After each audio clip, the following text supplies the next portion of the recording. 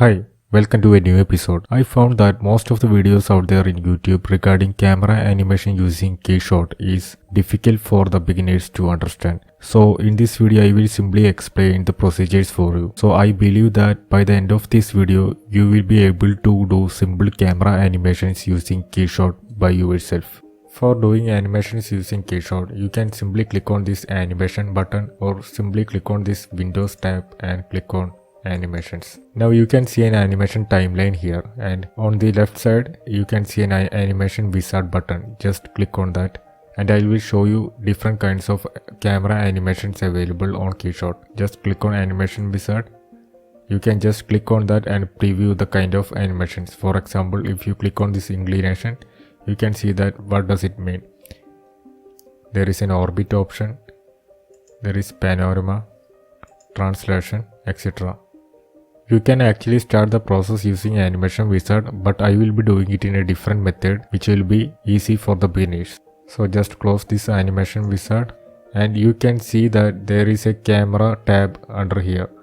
Just click on that camera tab and you can see that there is an option called add new camera. Just click on that. So there is a new camera added here. So in order to assign an animation for this camera, just right click on this camera 1.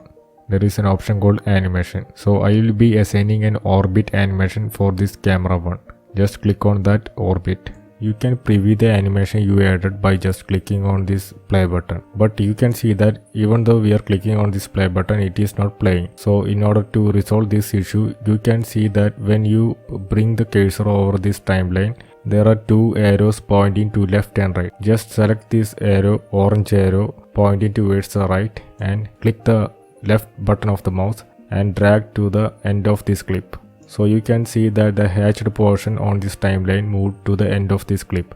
Anything on this hatched region will not be playable, so always keep that in mind. Now if we click on this play button, we can see that our animation is playing and we can preview the animation. So it will be better to click on this performance mode so your system will work smoothly. Now let's add two more camera animations. So in order to do that, click on this add new camera option here. So I will be adding one more camera. There are three cameras right now and we already assigned an animation to this camera 1. I will be assigning another camera animation to this camera 2. So select that camera 2, right click on that, click on animations, and I will be adding a zoom animation to this camera 2. So in this case I am going to adjust the orientation of this car model, so the camera will start from different angle. So I am adding this as the view for this camera 2, and you can see that the status of the camera changed to unsaved when we manipulated this orientation. So click on this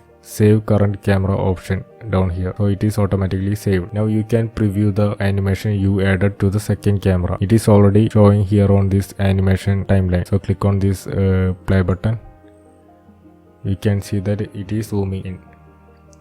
Now I want to assign an animation to the camera 3. So I am selecting the camera 3 and I am going to again manipulate the view of the camera 3. So I will be manipulating it to something like this, and I will be saving this camera 3. So you can see that here the status of the camera 3 is unsaved. So I am clicking on this save current camera option, so it is saved. Now I am going to assign another animation to this camera 3. So I will be assigning an inclination animation to this camera 3. So it is automatically applied and you can see that inclination is assigned to the camera 3 and it is visible on the timeline. You can preview that.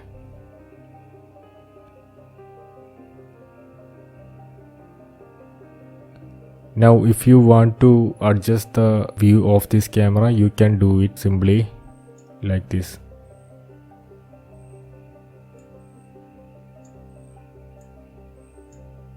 Now it is again the status changed to unsaved, so I will be saving that again. Now let's do the preview.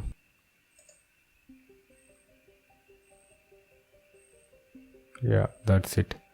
Now we assigned animations to all these cameras.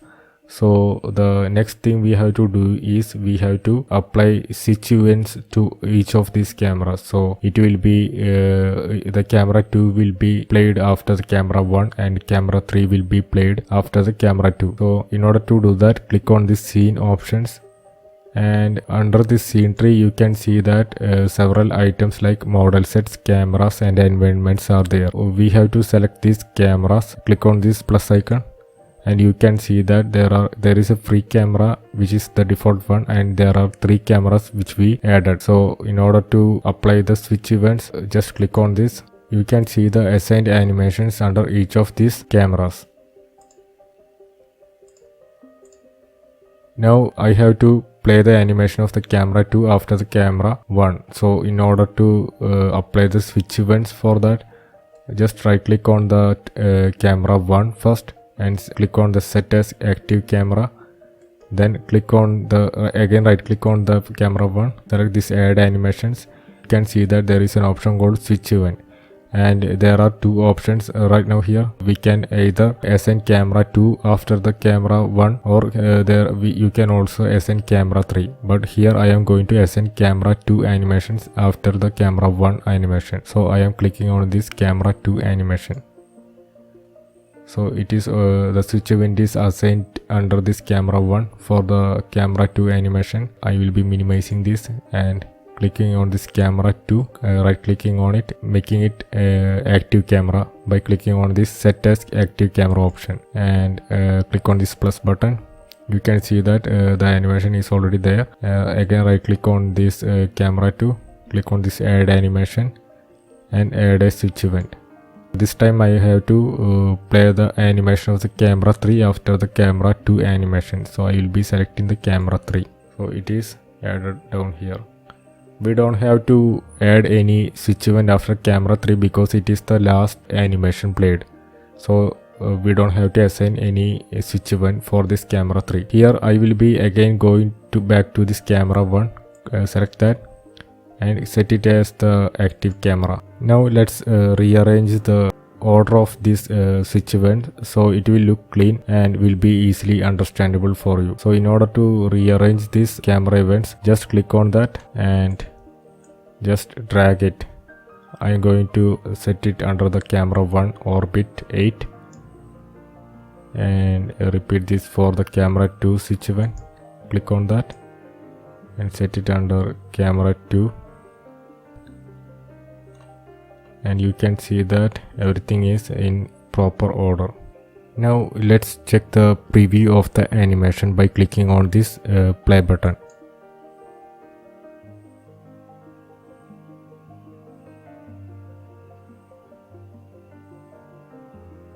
You can see that even though we did everything right, preview is not playing properly. The reason for that is these 2 round buttons. These 2 round buttons are actually the switch events we applied after the camera 1 animation and the camera 2 animation. The duration of the first animation is 5 seconds. So in order to switch the animation to the second camera, we have to drag this round button and drop it to 5 seconds.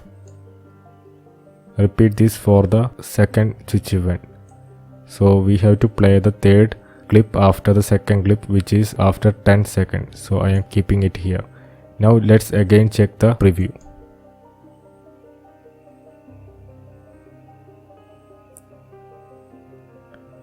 You can see that each animation is playing after proper time.